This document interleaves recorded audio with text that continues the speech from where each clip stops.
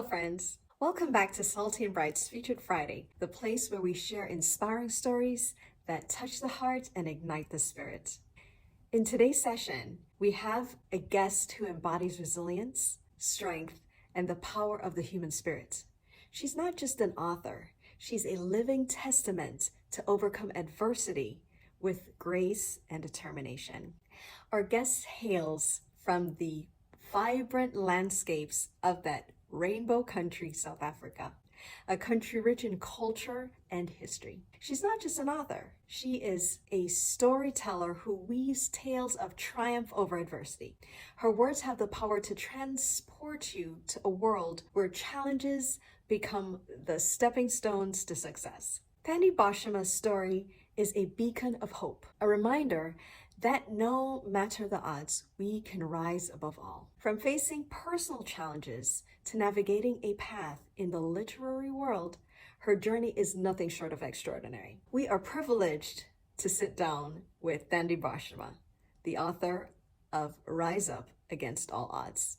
Join us as we delve into her life and her struggles, and the moments that shaped her into that resilient storyteller she is today. This is an interview you won't want to miss. Stay tuned as we explore the pages of Thandi Boshoma's life and discover the strength that lies within her inspiring words. It's a story of triumph, resilience, and the indomitable spirit of a woman who turned adversity into art. Let's dive in.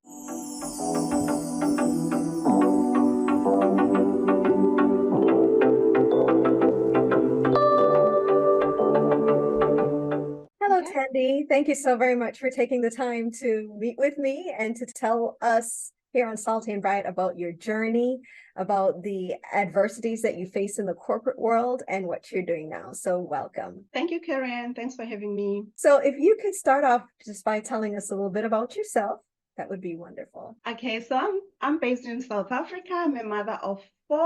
I grew up in South Africa and I'm married. So I spent a lot of my life, as a child being ambitious because I grew up from poor background. So I thought, you know what, I want to be different in my family.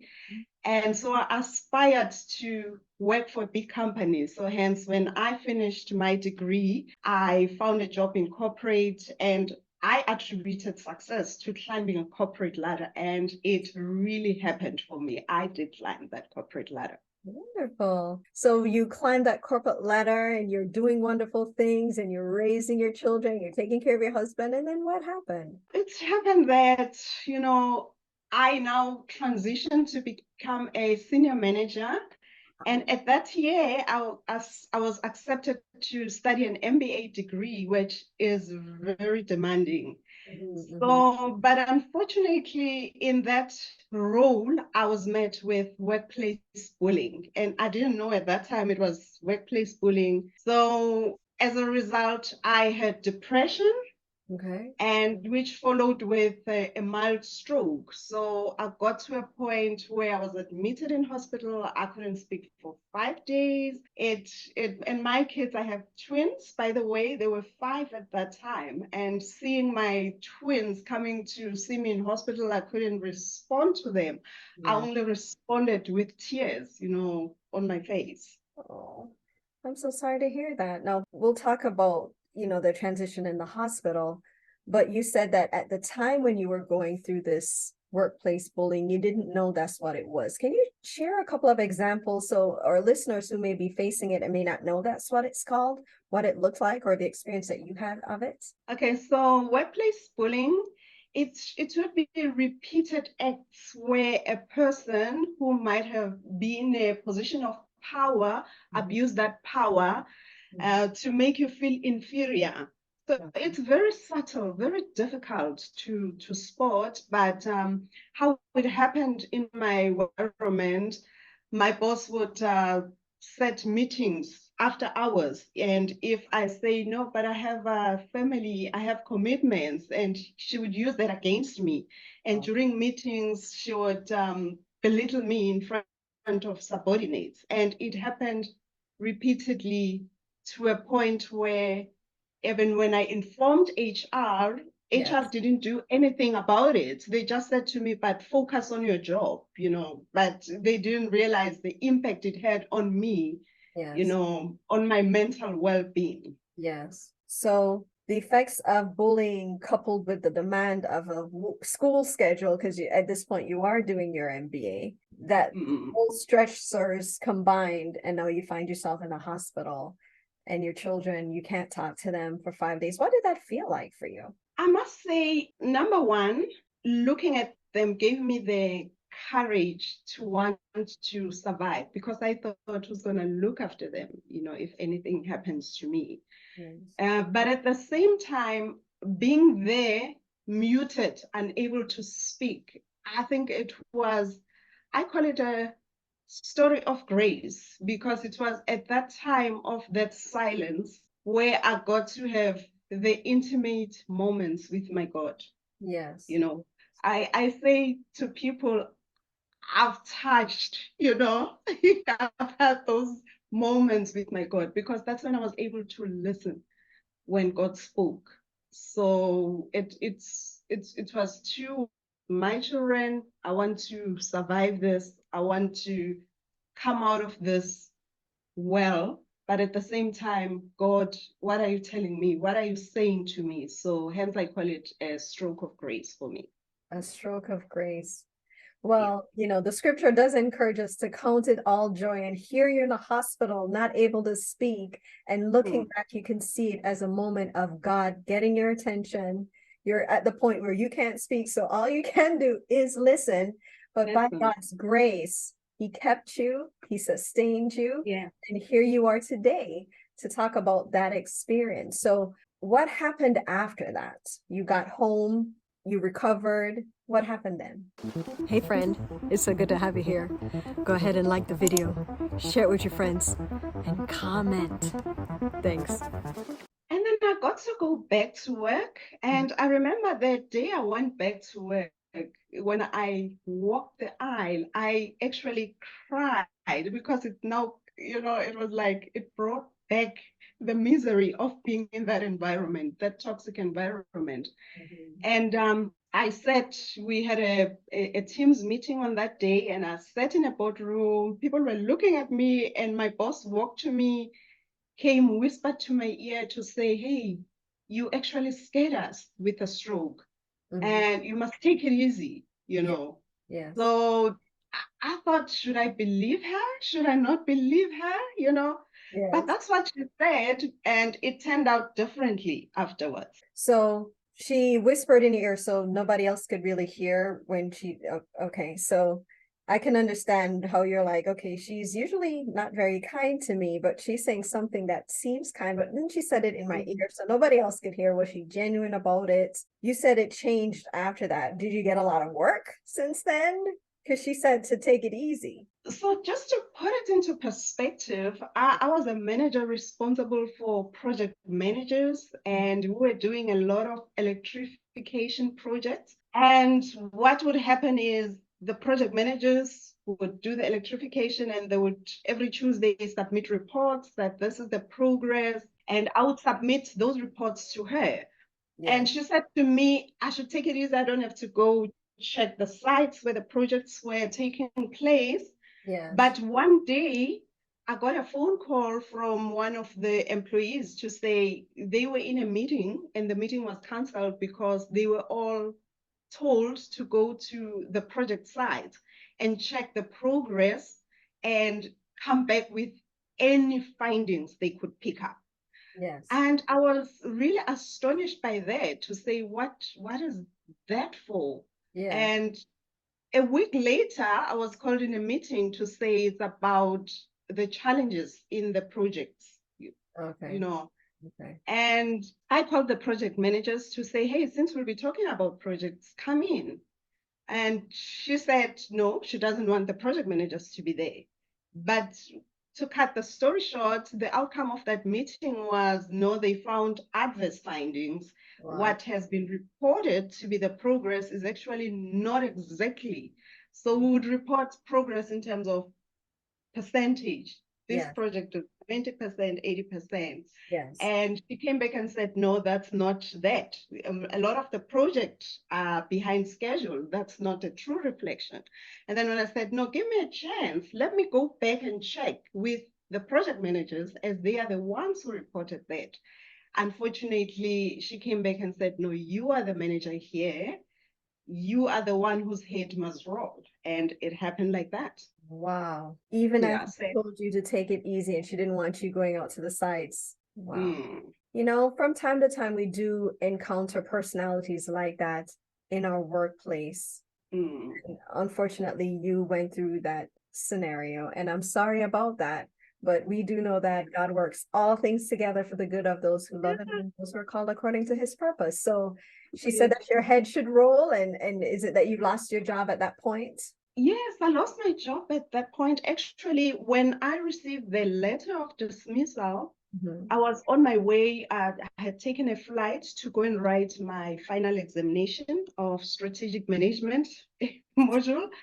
And then I happened to get that email to say the outcome, of the disciplinary, because I went through a series of disciplinary. Okay. And it is at that moment, I remember I was far away, about 2,000 kilometers away from my family, when I opened that letter and I learned that, wow, I've been dismissed. And it was, imagine you're going to write an important examination, it's your final examination, and you receive such news. Yes. It was devastating. Were you able to recover to write the exam, or did you ask for an extension to write the exam? There were too many voices happening, there was that voice which was like, no, don't go and write, no, go and write. Eventually I settled for writing, Okay. Okay. and I'm glad I did that. Okay. It was the best decision because I passed that module with a distinction. Oh, If you ask me how I did it, by the I grace, did it. by the grace, yes, the grace of God. Wow, that is amazing. Usually Yeah. you're going into an exam and you want to make sure that your headspace is right, that you ate a good breakfast or whatever make sure that you had something Mhm. to eat and that you're settled and that you're calm. But then to hear such Mhm. heart-wrenching news, the loss of a job right before on your way to sit the exam, that is major. That is huge. It is. And you pass it with distinction. Oh my goodness. So you got an extra push, an extra Yeah, yeah. to get you over that wall. Wow. That is amazing. And then what happened next? Because now you don't have a job. So what happened? Yes. So in that room again, as I say, remember in hospital during the stroke, Yes. it was the silence. So in that room, I was alone at university, and now I had that talk with God because I'm Christian, I'm Catholic. I remember I used to drive to work holding a rosary, and I'd be praying, Hail Mary. And I would pray, but in my praying, the answer I was hoping for was different from the one I got, Yeah. of being dismissed. I was hoping for an answer whereby one day I would go to work and I would find that the situation has normalized. I get along with my boss, there's no fighting, there's no bullying. Yes. It didn't happen like that. It was a different answer. And I asked, I said, but God, how come? Yes. I've been praying, Yes. and it was at that moment when God said, but I answered you. Yes, you prayed and I answered you. And I sat and I thought, you know what? God has answered me. If I look at it, I could have died as a result of encountering another stroke or have a permanent mental breakdown. Yes. So God have the plans that surpasses all other plans. We have our own thoughts, we have our own ways how we want God to answer us, but as he says in Isaiah 55, verse 8 to 9, that for my thoughts are not yours, and Yeah. so are my ways, not yours. So I guess that was a perfect answer that I got that helped me to bounce back, to say it's not like God has handed me over to the enemy to destroy me. I should trust God that it's doing for me. It's in my best interest. You say that, and I'm thinking there's so many times we are praying and we're asking God for a solution. God, can you fix this? Fix this for me. Fix this for me. Make this right. Fix it for me.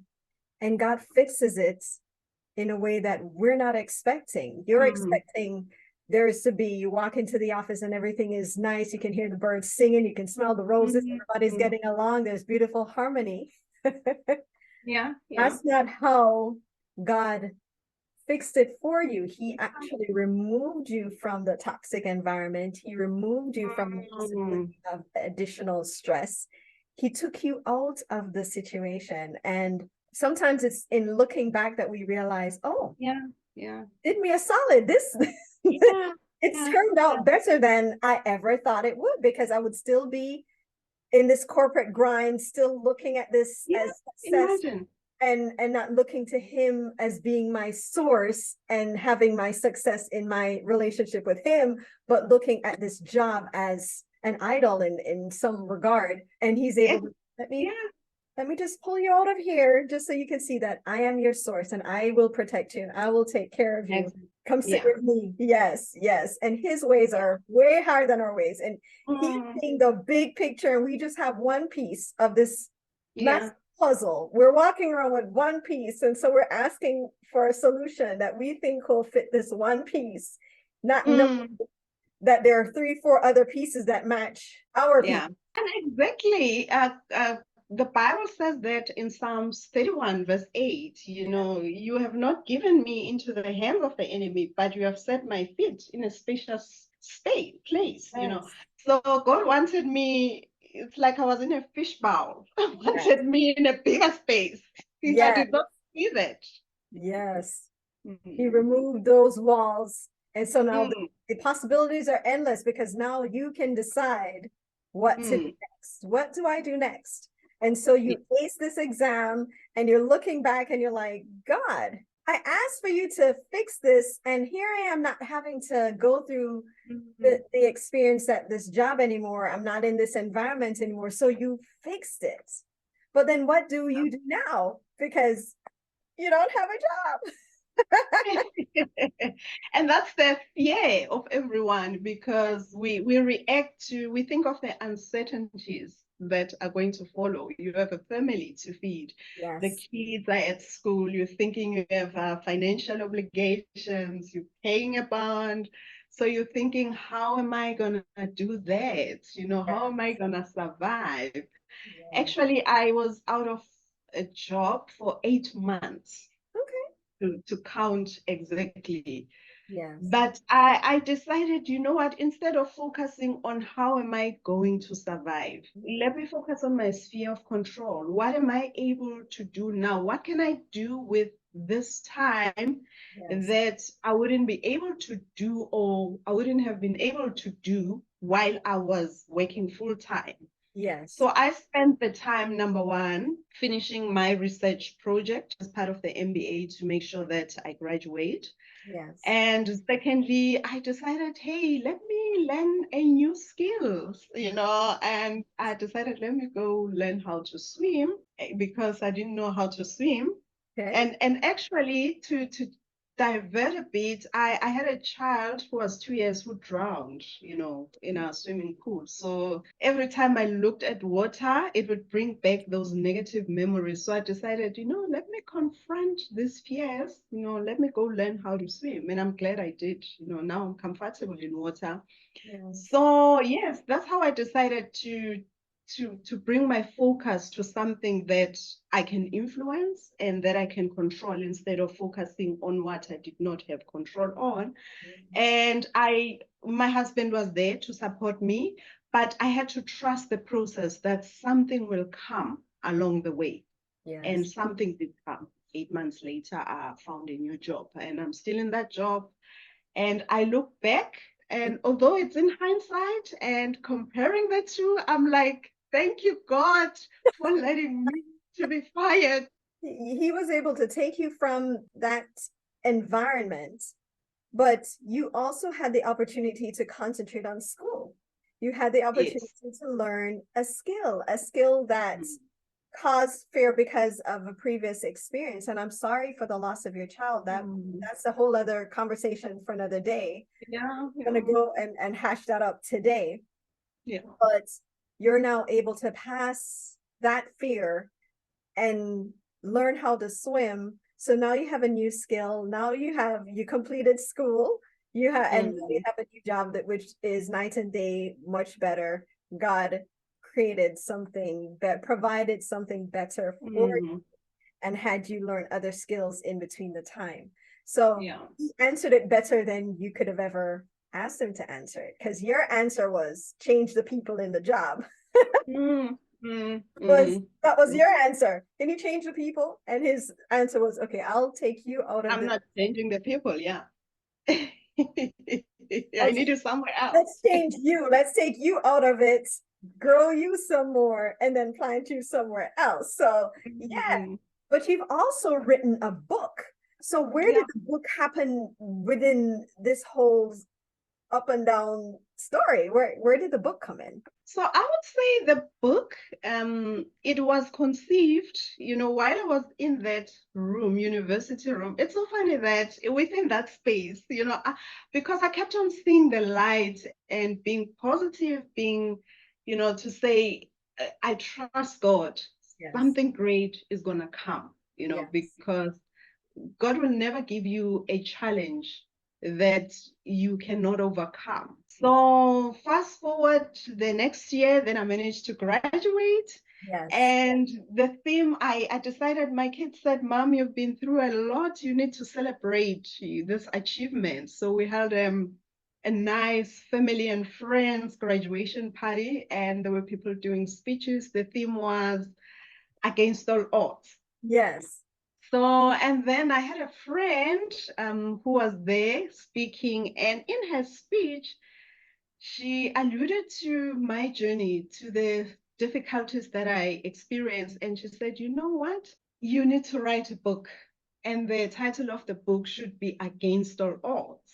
Yes. And I was like, what is she talking about? I don't intend to write a book. But as time went on, because I love to journal, to reflect, and it dawned to me that, you know what, this journey, someone else could be suffering a similar plight. Yes. Let me write this book and share my story on how I overcame this adversity, how I used my adversity to advance, because some other people, once they suffer in adversity, they become paralyzed forever. Yes. They become so crushed in spirit and in form, and they see life as this dark, lonely place, and they are never able to bounce back. So then I wrote the book titled Rise Up Against All Odds. Amazing, amazing. It is very important for us to tell our story. You know, there's a quote that says that your story is somebody else's survival guide. So, having gone through toxic workplace environments, suffering a stroke, to then getting past that and finishing your master's degree and writing a book, yes, we can absolutely say you rose up against all odds. Exactly. But the beauty of your story is the grace that God has given you in the moments where you could not speak or where you're supposed to be silent because you're writing your paper. You have to be silent Mm, too.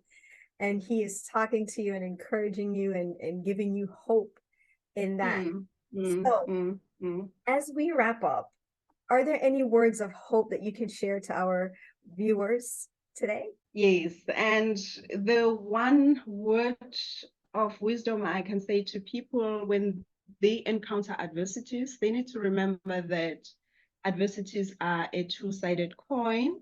So you can decide whether you want to let the adversities define you. So you can decide whether you want to be it to be a destructive event or a defining moment. But I believe you can use your adversities to advance and prosper in life. remain true to yourself, be authentic, be bold, face the adversity. Because what happens is at first we are so scared, we fear, So I'll say, look at it from, you know what, let me face it. It has happened. I cannot change it. And as the Carl Jung says, what we resist persists, but what we accept transforms. The sooner you accept it, the sooner you get the transformation that comes out of it. Yes, you could have definitely have been crushed by the news that you lost your job, but you accepted it and you were able to move on very quickly to the transforming life that you have now.